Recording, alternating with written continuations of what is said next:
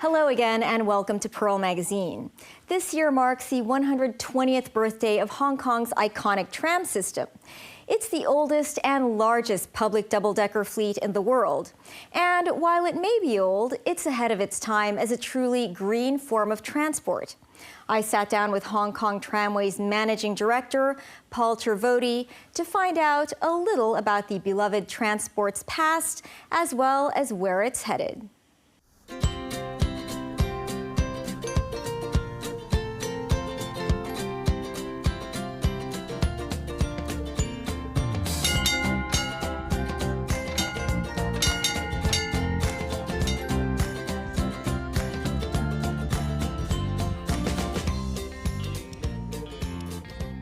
So, Paul, Tramways is celebrating 120 years this year. Can you tell me a little bit about the origins of the tram system?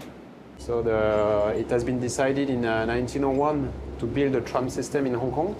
Construction started in 1903, and the first trams circulated on the 30th of July 1904 from Kennedy Town to Causeway Bay. Okay, and when it first started, was it already double-decker? What did the trams look like back then? So we had only single-decker trams back in the days, based on a British design, and on no double-decker at that time. So some of these trams were first-class trams, and some other third-class trams, but only single-decker trams. When did they become double-decker trams? They became double-decker gradually, actually. Starting in 1912, we had double-decker, but with a full open-top trams, so with some garden seats on the roof. And then the double-decker, the upper deck has been covered in the 1920s and fully enclosed at the end of the 1920s to become double-decker trams. And there were different classes of seats. Different classes of seats. The upper deck was first class, and a large part of the lower deck was third class. So of course the first class seats had more space to sit. And in the 1940s, when World War II happened, what was the situation? Did the trams still run then? It has been a very difficult period for Hong Kong Tramways, and of course for the whole Hong Kong during the Japanese occupation. We had only 12 trams operating, and on a very restricted area from Causeway Bay to Western Markets. So the size of the fleet was really low because of the lack of spare parts, because of the lack of manpower. But after the war, it recovered quite quickly. After a few years, we went back to the same, a similar service compared to the pre-World War II. Now you mentioned that it was tough during the war because of spare parts. So I'm guessing that the trams were initially built in the UK. At what point did it change for them to be built here locally? So actually the first trams were built in the UK and based on UK design. But then after the Second World War, they became built in Hong Kong. So gradually Hong Kong Tramways got more and more skills in-house to manufacture the trams. At the same time, later on, the UK decommissioned this type of trams, so Hong Kong Tramways really took the full control on the tram design, and even gradually, Hong Kong Tramways engineers could improve the trams and create new generations of trams, not only copying the trams from the UK, but designing themselves their own trams, the trams made in Hong Kong, designed in Hong Kong.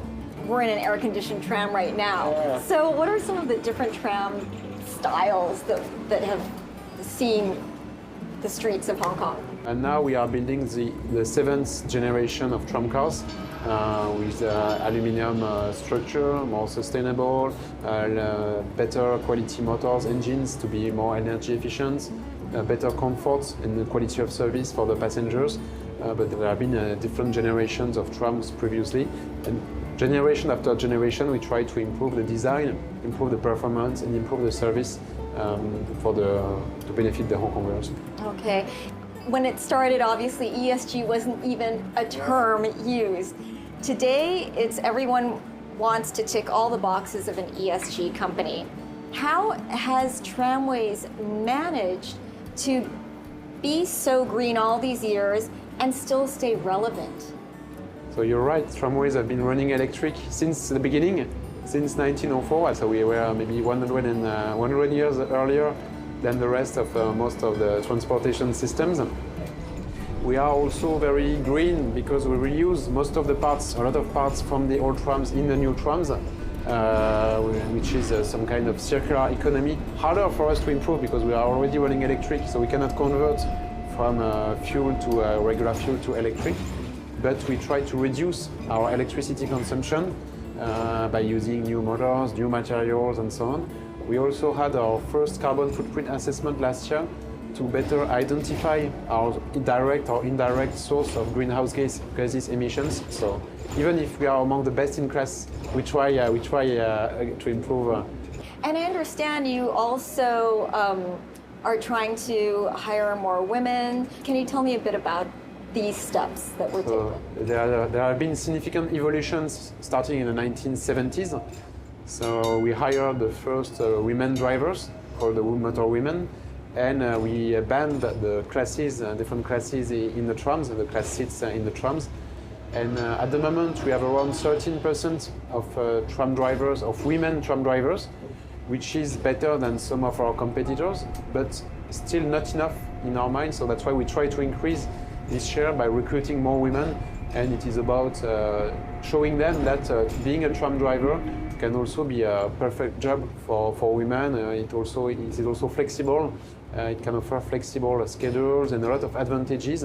And how do you keep interest from the younger generation, whether it's to work for the company or to ride the tram, like keep it in use? We had a new tram brand 7 years ago now, in 2017, trying to rejuvenate the image of the tram by having different partnerships with meaningful brands in Hong Kong, trying to partner with premium companies, with companies which are in products, and KOL or people who have a strong identity and who mean something in terms of serving the community. We partner too with some NGOs, have local actions to benefit the community, and try to build step by step this positive image of the tram company. To have more young people and youngsters driving our trams, riding our trams, and loving the company. Obviously, when you take the tram, you are not in a rush, you are not in a hurry.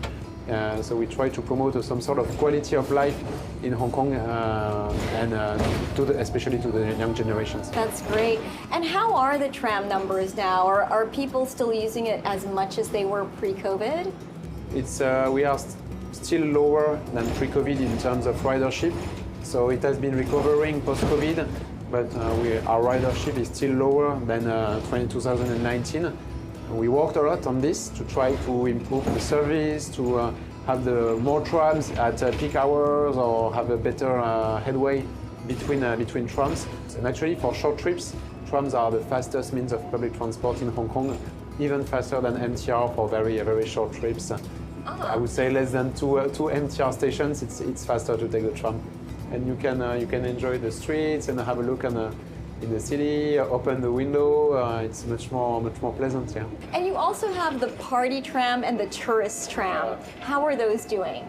So these party trams are performing very well. I think Hong Kong people were happy to celebrate and personal or professional events in our trams and to party together. And so at the moment, the ridership frequentation and patronage of party trams is even better than pre-COVID, although they only represent a limited share of our activity. It is also very meaningful for us to bring and to offer happy moments to Hong Kong people. Yeah. And regarding the tourism tram, the Tramoramic, we resumed the operations in September last year, and it's ramping up, still below pre-COVID, but we have more and more people riding the Tramoramic, more and more tourists riding the Tramoramic. We try to make it part of the tourism strategy of Hong Kong by also working closely with the Hong Kong Tourism Board. 120 years, Tram 120, seen as the lucky tram. Can you tell me a little bit about how that whole idea of the lucky tram started? So the first trams built in Hong Kong, if you have the opportunity to go in the tram 120, to ride the tram 120, you can see rattan seats, very vintage lighting, and overall a vintage design.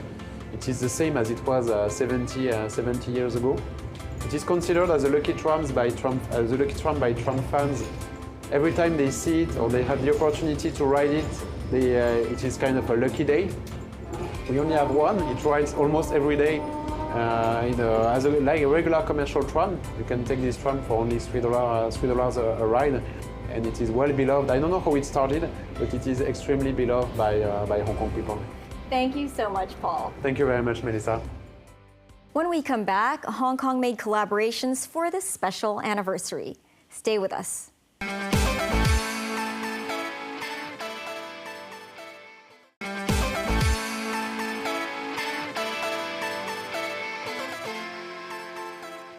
Welcome back to Pearl Magazine. To celebrate their 120th birthday, Hong Kong Tramways prepared some special products, teaming up with companies that they felt shared the same values and focused on the Made in Hong Kong tag. They worked with both established and new companies, and their collaborations resulted in some special limited edition Hong Kong-made products. Let's take a look.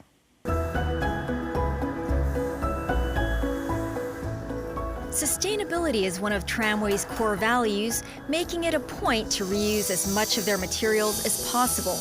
To pass down a piece of Tramway's history to the public, they teamed up with a company that incorporated a piece of a tram to create this product.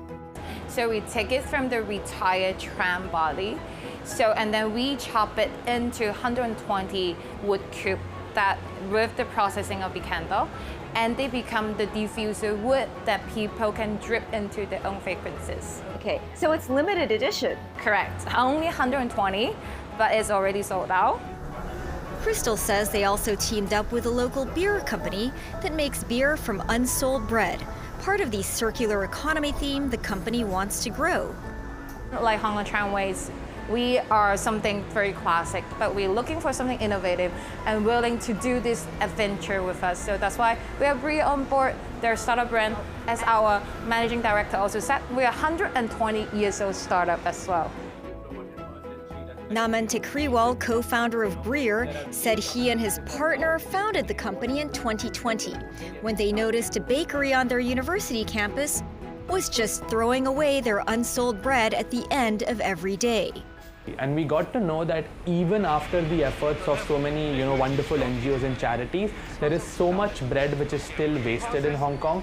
That's why we decided that we don't want to start another NGO or charity. We want to, leverage the power of social entrepreneurship. That's why we decided to collect the bread and then actually make something commercial out of it. They created a pale ale using white bread and a second beer with a much more unique Hong Kong taste. I've always heard of, this thing called pineapple bun as Hong Kong's identity. And I didn't even know till the longest time we made beer from it that pineapple bun didn't have pineapple. It just looked like a pineapple. It doesn't have pineapple.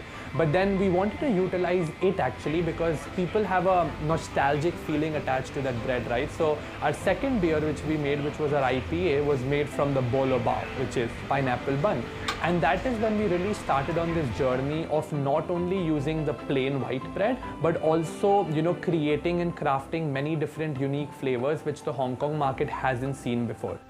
So when Tramways approached them, Naman said they were excited for the collaboration and wanted to do something meaningful. So the one beer which we made with them was the fact that we collected egg tarts along the route of the tramways on the Hong Kong Islands, and then used that to make our first beer, which is an egg tart cream ale with the Tramways group. And it again tastes really delicious. It's very, buttery because you get that entire egg tart taste. So the second product which we wanted to make with them was a non-alcoholic product, so that a kid can drink it, people who don't want to drink alcohol can drink it, someone whose religion doesn't support can drink it, anyone can drink it. Fish balls is so iconic to Hong Kong, so why not give this beer a flavor of a fish ball curry? It's obviously, it doesn't include fish ball, but it tastes like a curry where fish ball was dipped in, and it should celebrate the fact that these raw materials were collected on the route of the tramways, because it's so iconic that it works around the whole of Hong Kong Island, and then obviously it celebrates sustainability. Naman adds that he feels the values of his company and Tramways are very much aligned on the sustainability angle. All I was taught was the 3 R's, reduce, recycle, reuse. But there's the U which people don't talk about, which is upcycle. not only recycle, we can reuse that part, that metal from a tramways, piece or bread in our case, and then use it to make a better product, like beer, or in their case, something else. So I think upcycling is really important, and I think that is the real solution to waste management today, because Hong Kong's landfills are already filling up. So this is a curry fishbowl, non-alcohol or low alcohol drinks. And the other one, which is my favorite, is the egg tart cream ale. That is actually, when you taste it, you can taste a little like summer breeze while you're tasting the egg tart on the beach. Being a reliable and supportive partner to Hong Kongers is another role the company is proud of. I love this umbrella. Can you tell me about who you collaborated with for this umbrella and the design? We collaborate with the New Life 330. They are an organization supporting patients that is recovering from mental illness. They love trams, and they draw a lot about trams. And we put their drawings and visuals onto the umbrella and making it become a product that everyone can see how talented they are. That's fantastic. Do some of the proceeds of the umbrellas go to the charity? So the revenue of this product goes back to the New Life 330 in a way to support the development of the people in recovery. That's excellent. I'm going to buy one of these. Apart from sustainability and reliability, craftsmanship and history are also key for Tramways, which is why they teamed up with Camel, a Hong Kong company that's been making flasks since 1940.